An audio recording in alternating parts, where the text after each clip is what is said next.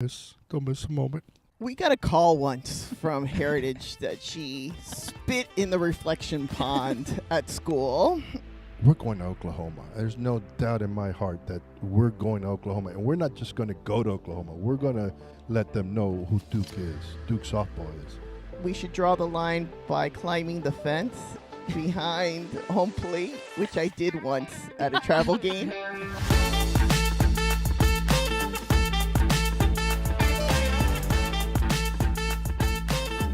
It's Softball Speakeasy, episode 9, presented by the Softball Sanctuary here at the Duke Softball Stadium. You can actually see behind us the scoreboard from Game 3 against Virginia Tech. Thank you for watching, listening, viewing, and subscribing. If you're new here, my name is Raine Wilson. I'm a former Duke softball player turned analyst and broadcaster. And my name is Kelly Torres, a current catcher on the Duke softball team. Softball Speakeasy is a podcast that'll be giving you behind-the-scenes look at Duke's 2024 campaign.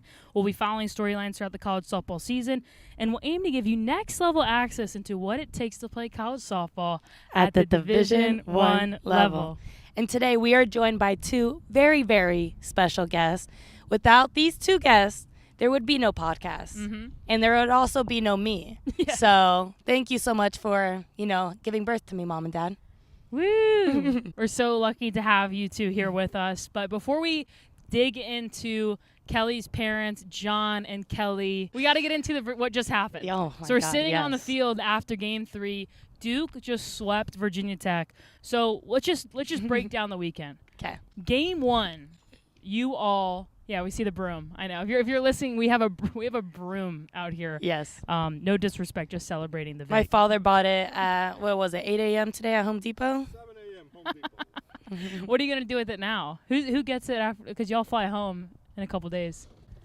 We are leaving it here, and we're going to buy another broom for next week. University of North Carolina. Oh. This broom is only for VT. Okay, so we're gonna Okay. have a broom for every weekend. We're going to have a broom collection Oh, okay. soon. That's actually a really good idea. I like that. Because as you mentioned, next week Duke plays University of North Carolina, the rivals here at home. But let's dig into Virginia Tech. So Yes. Game 1, you all just came out firing on all cylinders. You end up getting the run rule victory. But I want to focus on Game 2 because it was a nail biter. It was huge game, back and forth. They jump out to an early lead. You all claw back. But then it was the Kelly Torres walk-off hit. So, Kelly, take me through that game and then take me through your walk-off hit. I mean, we need to highlight Amina Vega if we're going to talk about that game. 2 home runs, there was someone on base. Two-run home runs. Yes. Mm-hmm. And And that, a double. And a double. Yeah. You're correct. So Amina Vega showed out that game. Pitching as well did well. But, yeah, coming into the last inning, it was 5-5, bottom of the 7th. Mm-hmm. And Anna was up, and they clearly were walking her. Yeah. And in my head, I'm like, okay, it's me. Like, they want to face me in this position. And I'm like, okay, Let's do it. yeah, let's do it. Big mistake. Won't do that one again. No. Yeah, so you get the double, and like for a lot of folks who maybe don't watch Duke softball or haven't followed the season, like this was a huge weekend for a number of reasons, but especially coming off of Louisville. Like last episode we talked about you all didn't play up to your standards. So what was the mindset shift from Louisville to now that enabled you all to sweep this series? Well, Virginia Tech, you said it. It was a huge game, especially in the ACC ranking, all of it. Mm-hmm. So it wasn't something that we were, kind of ignoring. We really we realized how important this game was and this series. So we took that with us. We kind of took ownership of this, and especially at home with our fans and just the environment and the energy, it all helped us on the field. And what an environment it was. And a lot of that had to do with the two people sitting in between Kelly and I, Kelly's parents. So we see the pitchfork, we see the broomstick, and we see the coveted devil hat. So Mrs. Torres, I should say, you're known for that hat. So take me through the story of the hat. Well, the hat was purchased freshman year, and I took it to LSU for the first game that we were playing. And Christina Foreman, I wore that game, and we won. And Kelly played and did awesome. And she said to me, Mrs. Torres, you need to wear the hat every game. And since that day, I've been wearing it for every single game that I've attended at Duke softball. You all have been such vocal supporters for Kelly's entire career. And we're so excited to have a parent's perspective on the show because we've been talking about Kelly as a player. We've been talking about my experience as a former player, but half the story of our careers have been, not even half, 80% is the parents who devote hours and money and time to help your child be successful. So we're really excited to have you. And I want to dig straight into you all, of course, your relationship with Kelly and how this young woman has turned into the woman she is today, because I have a feeling you all had a lot to do with it. So take me through what kind of child or toddler Kelly was. Like, give me some attributes of young Kelly. Young Kelly is mischievous and curious and adventurous and got into all sorts of trouble with her brother, but she was always very kind and warm-hearted, always hugging everyone, and she's special soul in her. She's very artistic and just a beautiful person. Thank you, Mom. She was very athletic in her youth. I was coaching my son travel baseball, and I had to babysit Kelly, so she would come into the field. I bought her a pink hat with a little hole in the back for her ponytail. I gave her a pink glove, and I told her to go into the outfield because she couldn't get hurt. And the only way in and out of the park was through the dugout, which we had blocked. And if I kept my eye off of Kelly, she would go to shortstop because that's where all the balls were hit. And, you're going to get hurt. You got to go out. So she would go out to the outfield for like 1 or 2 plays, and there she was back in the shortstop playing with boys. That's funny. And, she just took it from there. It's funny you mentioned her being athletic because that was my next question. Like, when did you first know Kelly was athletic? Like, did she do something in the kitchen that you were like, whoa, we got an athlete on our hands? We went skiing when you were, 5 or 6? And we went to Steamboat Springs. Oh, wow. And that was her first time ever going skiing. And we put her in ski school, and we left her there for the day. And the instructor, when we went to pick her up, said to us, she's a natural-born athlete. Wow. And if she wants to do skiing professionally, she could do it. She's just born this way. And I was like, we knew she had skills, but when someone else observes it and like tells you, it just kind of reinforces that from that aspect. But she's just so much more than just an athlete. She's kind and always looks out for everyone and thinking of everyone else, and again, just a special person in terms of her vision on life and her positivity and the energy that she brings to everyone that's around her. Thanks, Mom. During at her high school, during her school, I think she was like 3rd grade or so, we had in the football field, we had a spring carnival. And they had this wall, a rock climbing wall with bells on top. And there was a long line, and these boys were climbing, and they couldn't make it halfway. And we walked right by. We weren't even paying to go there. But one of the parents goes, "There's Kelly. She can do it." So there was a 3rd rope. Kelly ran up that wall like a little squirrel, rang the bell, and then looked down at the boys who were still halfway, and then dove back and came down. And the boys never even made it up there. That's Kelly right there. Well, that's awesome. And so you mentioned taking Kelly to practices with your son, but when did you know that she was interested in softball? Like, was it multiple sports when she was little, or has it always been softball? Always been softball. She played baseball, t-ball with the boys 1 year, and after that she started playing softball, and has been there. In her, I think it was her sophomore year in high school, she played basketball. We won the district. She's never played basketball a day in her life, but man, she would guard. She couldn't shoot, but you couldn't dribble because she was like in your skin. And I remember St. Thomas Aquinas is a large school down by our house, and their coach, I brought Kelly in to train, and he was showing her how to do a layup and stuff, and he goes, "She's really good. I want her on my travel team, basketball." She's on a travel team of softball, and I have no time. Yeah. It was crazy, yeah. So that was the only other sport she did. that No. I can recall. And bowling. Yes. Oh, and bowling. Yes. I'm That's sorry. also a sport. That's on Yes, brand. yes, That's yes. on brand. The bowling. I was the anchor, and it's funny because Emily Leggett, who's also in Virginia Tech, Yeah. she was on the bowling team with me. No So, way. yeah. Yeah. That's so cool. It's really amazing how across college softball, like from a viewer standpoint, you don't realize all the connections that people have with other parents, other players, Yep. and things like that. But I did want to ask you both, when did you know Kelly was good enough to play at a Power 5 Division I? Because, like you mentioned, you can evaluate your kid, but I imagine it's difficult. But was there a moment that she made a play or she was on the team or something where you're like, okay, she's good enough to play at a really good school? Her high school, which was known for his softball team, amongst other, allowed sixth graders to play. Kelly made the team right there. And she would go from JV to varsity and JV to varsity. At seventh grade, she was varsity all the way through. And she never looked back. She She played for Gold Coast Gold Team as 16, 15-year-old, and never looked back from there. When she started playing softball, she played for the Pembroke Lakes Bandits, and Coach Pam Denham was her coach, and she called her Mighty Mouse. And even though she was small, she was mighty, and she was everywhere and made plays and always wanted to be where the ball was. That's partly why she ended up catching, because she wanted to be part of every play on the field.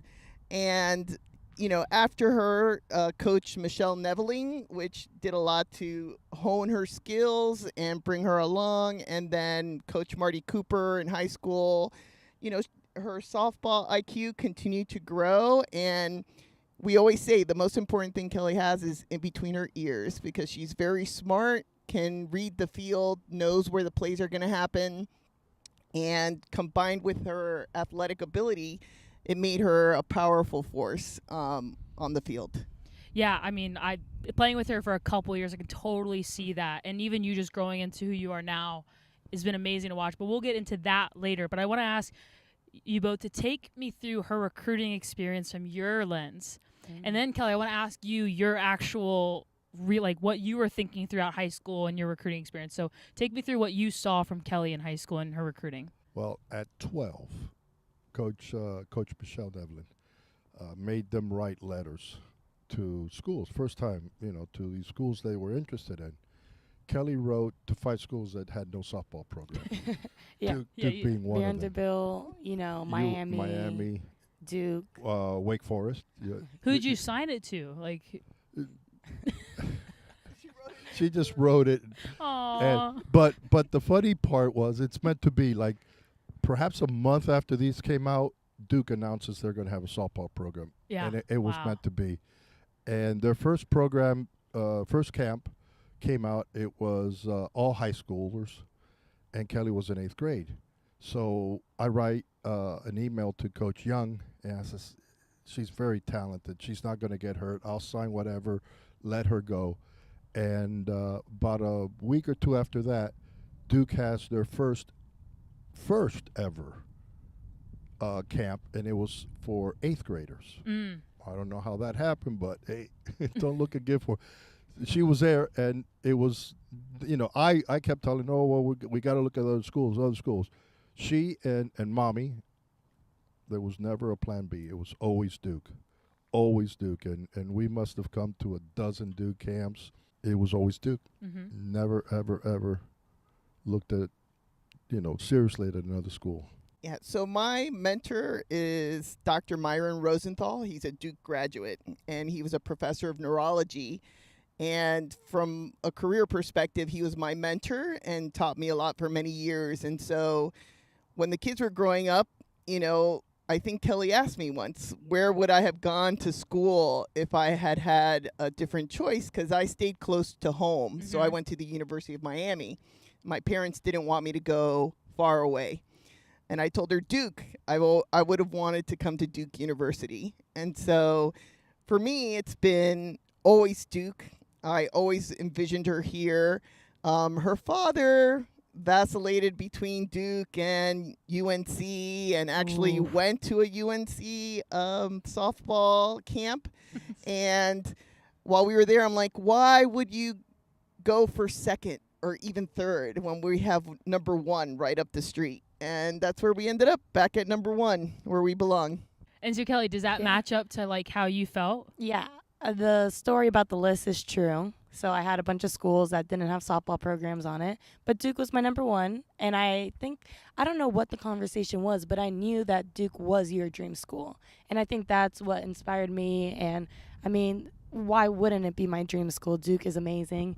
So then from 8th grade on, I think I went to a Duke camp every year, and they liked me. I just needed to get my test scores, and the second I got that, I committed.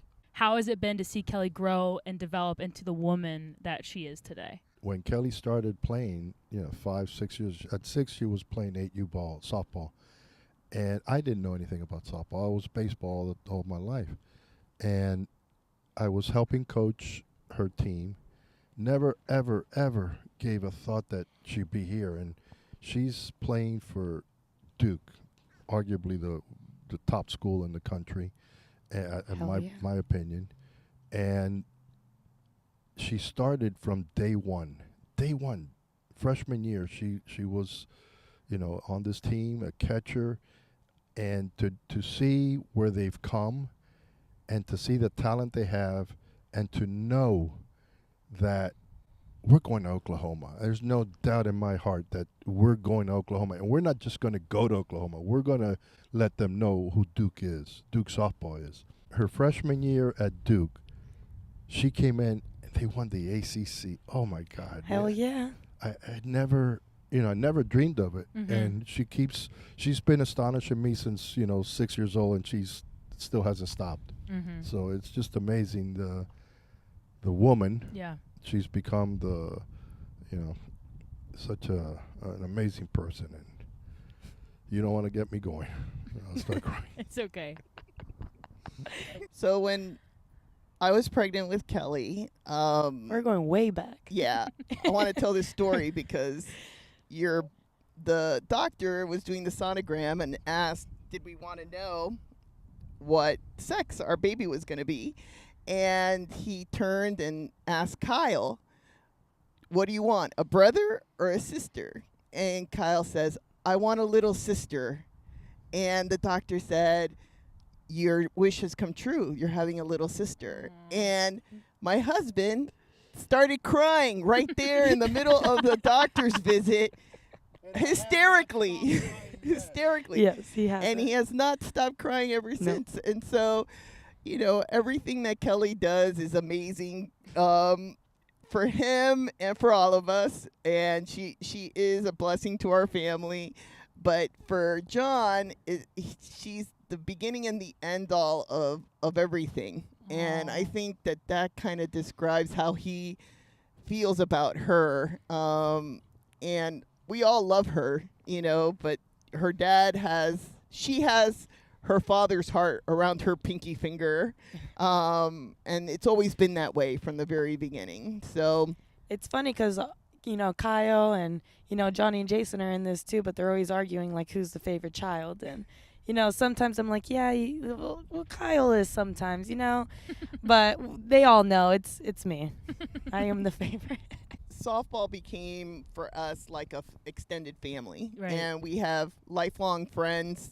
Because Kelly played softball, we have other daughters. We call them our other daughters. All of these people who have grown up together and now are part of our children's accomplishments. We all share in them. They all are watching Kelly play, watching Duke play, even though their daughters may no longer be playing softball. It feels like they're all part of that journey with us as well. So. Yeah. Because we've talked about this a lot in the first few episodes. Is like it takes a village. Yes. And with Kelly's senior year coming to a close, like it's not only the close for her chapter, but it's the close for y'all's chapter. So I want to ask, like, what is that emotional piece like, knowing that, in a few months you won't see Kelly in a Duke uniform ever again? I know it's really sad, but it's melancholy. I'm extremely, extremely proud, and the accomplishment she's done. It's amazing. I don't know what I'm going to do with my time or my money, for God's sakes. I don't recall the last vacation that Mom and I took that wasn't around softball. Right. I mean, she's been playing, I think, 17 years. Yeah. And, we have gone on vacations, but Kelly's here. Like when we went to Arizona State, we did Sonoma, or not Sonoma, Sedona. Got it. Beautiful, but it revolved around softball. Right. So I don't know what I'm going to do. It's funny you say that because the next question I have is, what's y'all's plans? Like, are there any things, are you going to get into golf? Like, are there any spring events that you're excited to get into? I want to go I want to go to a couple places in Europe that I've always wanted to and never had the time to do it. And then just follow our children. I have four children, and thank God they're all healthy and wonderful. I have 2 granddaughters. So watch them, grow up and be successful. Follow Kelly and her career. See where that leads to. She's got a lot of opportunities, and doors keep opening up left and right for her. So let's see which one she chooses. And wherever she goes, she has our full support. And I will miss softball. And then this is the last little fun one for this segment. Were there ever moments when Kelly was in high school and you said, she was a mischievous kid where maybe she was lying, fibbing, saying, "Oh, I'm going to go to her house," and she was actually going to this other place that you knew she was fibbing, but you're like, she's just being a kid? Or was she a good mischievous I was a good kid. Teenager? We got a call once from Heritage that she spit in the reflection pond at school. We had a call where she was climbing the walls inside of the bathroom and climbed all the way to the ceiling inside. We've got pictures of this. So she was mischievous. She was always pushing the envelope a little bit. Did we know that she was out someplace else that she didn't say? I really didn't. I always believed her. I continue to believe her. So, but do I think she did? Of course, all kids do. So, but all in all, I have to say, with softball and school, she really didn't have that much time on her hands because she had training, softball, school, and she's very dedicated to that. So she always did the extra working out on her own and was committed to her sport. So in a way, a lot of the times we were there. Right. Right. Well, let me say something. With the time I did have, I knew what to do with it. Wait, I also want to say something about this reflection pond. Okay? I spit in it because I wanted to see the minnows come up, and circle around the saliva. Not like I can't believe they called home for that. Yeah, well, it's like the reflection pond, and there's meaning behind it, and okay, it's not just like a pond on campus. It's like I think it was for memories of some people. Oh, okay, all right. But mind you, I'm in 6th grade. I'm not spitting in this like F you guys. It's more of just like, where are the minnows at? Yeah. Like I wanted to see the little thoughts. fish. Yeah. Yeah. No, it was a loogie. It wasn't like that. Okay. Well, we have some listener questions, and the first one is, what parts of Kelly make you the most proud? Her mind and her spirit. Her mind, because she's super intelligent and can do anything she puts her mind to, she can accomplish. And her heart and her spirit, her soul, she's an old soul, wants to do good in the world and bring positivity to everyone. So her energy is just infectious. Mm-hmm. She's very selfless. Yeah. She's very selfless. She doesn't take credit for things that, immediately, even at the beginning of this interview, the first thing she did was give praise to Mina. And well-deserving. Okay. But that's Kelly. All her career's been like that. And then the next listener question we have is actually for Kelly. Uh-oh. So, Kelly, what do you admire most about your parents? What do I admire most? I admire a lot, but I feel like for my mom, I'll start with you, and then I'll go to Dad. But my mom was the best role model. Growing up, she was hardworking, and you talk about a lot about a girl boss. My mom is definition of a girl boss. She got a doctorate, and I remember going to that graduation, and I grew up seeing my mom just absolutely excel. And I wanted to be like her. You know, I wanted to get good grades. I came to Duke, and I want to pursue more schooling. And I couldn't think of a better, person, a better mom. You were just an excellent role model and everything, and your work ethic, your brains, your intelligence. So, yep. And then my father, he was everywhere. Wake up, take me to work out, pick me up from school, take me to practice, and be at practice, and then gets me with my extra hitting. He was there every step of the way. He was dedicated just as I was. And the times when you lose that dedication, as every kid does, he was there, and tough love, he was there to get me back in. And without these two people, I wouldn't be here today. Without a role model, without the constant push, without you guys, I wouldn't be here. So thank you. That's beautiful. Well, we'll move on to a segment that we've done with guests here on Duke Softball's Field, and kind of this or that. So the first one is, who does Kelly look like more? I know she looks like her mother, but for years and years and years, John has brainwashed her by insisting that she looks like him. So I'll let him go ahead and keep on insisting that she looks like her father. I used to sit in front of her, sit on my lap, and, why are you so pretty? Why are you so pretty? Until I look like you, Daddy. I look like you. So to this day, I yell, why are you so beautiful? I look like you, Dad. And it's crazy. But no, she looks like me. So you guys both agree, like, Mom, you think I look like you? No. Okay. Absolutely. So there's some way. disagreement. What do you way. think, Kelly? Don't be compliment. Don't be politically correct. Go out there. Be honest. I don't know. Maybe the fans can pick that, Yeah. Can I just say, my genes outnumber his genes in your body? Yes. Let's go on to the We're gonna agree to disagree on that one. Okay. All right, we'll move on. This one might also be highly contested, but where does she get the brains from? Oh, that one. No. from her. From Mom. I see. I learned that. You're not even contesting. I'm not contesting. Okay, all right, that was an I'm- easy one. All right, well, then who does she get the softball skills from, or the athleticism from? Oh, that's Uh-oh. mine. That's mine. Come on. You know how many times I heard she needs to rest. You got to give her a break. She can't go to dates. She can't go to practice. Call the coach. And no matter what, Kelly would go to practice. She played 2 games with a cast on her left leg. Or yes, right leg. you put me at first base. I At have a first photo base. for proof. What's your pick, Mom? Who do you think I got my athletic ability from? For me. Yeah. Yeah, I played softball in high school. And I played basketball. Your dad was a master diver. But he didn't. And he did play football for one day in high school. Well, one final question. So for the viewers out there, what's one thing they might not know about the Kelly Torres Jr.?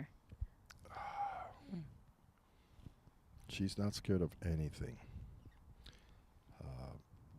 We growing up, we had a boat in a little place in Key Largo, and if you put the garden hose outside, manatees the size of a car and I'm talking about 8, 10 manatees, and all the kids were, oh, look how, but they were standing. Kelly would jump in the water with a big old brush, and she starts, which you can't touch a manatee, but she did, and she was cleaning them and bathing them, and people were, why, she's not scared. I mean, they don't got teeth. What you might not know is that she jumped out of an airplane. I did Okay. say She also plays a saxophone. Oh, wow.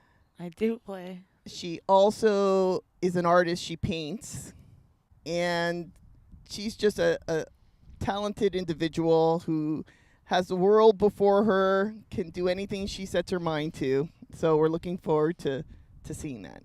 Do you have anything you want to add, Kelly? Just overall things about your parents being on the show. No, I mean, it's full circle. I wanted to do this episode with you guys because, my career is coming to an end, but so is your guys, and I wouldn't be here without you. And it's an honor to be able to highlight you in this podcast, to give you guys a platform, because all they do, every fan out there just sees the game. They don't see the people who, spent hours in bringing you to lessons and practices, and you guys were that part. If anything, you were more than half of my journey. So thank you.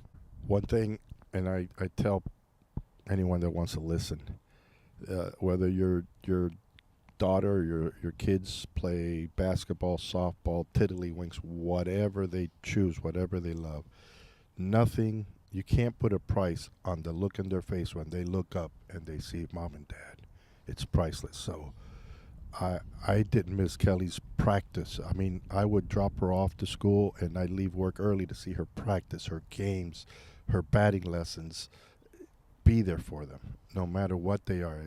You'll rewards beyond belief. I do have something to add, that when I was a freshman, even in high school, maybe it was those teenage years, but I would get upset with you guys, and I'd always tell them, you can't do this, you can't comment that, you can't follow this person, and I was very not obsessed, but I wanted to control their behavior and what I thought they reflected. And for advice for everyone out there, like, let your parents have fun, because it happens with every player. I see it on my team. They're like, Mom, Dad, stop. Like, I love now when I look up and my mom, hopefully you guys saw the picture posted on Softball Speakeasy, has the Triton and it's all bedazzled. She made her own. My dad brings out this broom, and they are my number one fans, if not Duke's number one fans. So it's awesome to just let them have fun and not worry so much, So that's been awesome to see in my part. I think we should draw the line by climbing the fence behind home plate, which I did once at a travel game. But that excitement is our way of expressing ourselves and knowing all of the effort and time that what goes behind, like you said, behind the scenes to make a team excel the way that you guys are excelling now. And just to know that we were a part of that is part of our joy too, to have you in our lives and be able to, you gave us that opportunity as well. So we love you. Love you. There was one player in Kelly's high school team. I don't want to mention her name, but very nice lady. Her dad was a local celebrity. And I always try to embarrass Kelly no matter what. If I dropped off at school, I would roll down the window and yell, I love you, I miss you, I can't wait till this. And she would just, Dad, you can't do that. And she would tell me, and I would yell at her in practice, Dad, you're embarrassing me, stop that. And this young girl goes up to Kelly, and I heard her telling us, you should be so happy. I wish to God my dad would be here to embarrass me, and your father's here all the time. So just be there, man. Don't miss a moment. I love you. Love you more. Oh, wow. And I'm so thankful to have had you two on, because I'm sure so many parents or guardians and people who take care of these kids on the field, they completely resonate. I'm so glad we could end on a story like that too, because not everyone is lucky enough to have two loving parents, and what a beautiful relationship you have with your parents, Kelly. I'm in awe of the love I can feel between all three of you, and so thank you so much for wanting to do this podcast. And of course, Kelly, thank you for saying yes to doing it as well. And then hopefully this gives other people, other softball parents, a time to reflect and look on their kids' journey and maybe go through some memories that they wouldn't have if they didn't sit down and think about those moments. Yeah, because there's not the opportunity. Y'all probably wouldn't have done this, maybe over dinner, just you three, but to get it out there, parents, have these conversations with your seniors that are graduating, because it's an end of a chapter for the parents as well. And for every young softball player out there, Kelly and I are going to thank your parents on your behalf. And And so thank you both so much for taking the time. Seriously. Yeah, thank you Yeah. for having us. Yeah. But thank you all so much for watching, listening, viewing, and subscribing. New episodes come out every single Wednesday. You can follow us at SB Speakeasy for Instagram posts, reels, all that good stuff. And if you're feeling kind, as always, please rate us 5 stars wherever you get your podcast and leave us a fun review if you're feeling up for it. But without further ado, we will see you next week on the show. Yes. Peace. Should we mic bump? Yeah.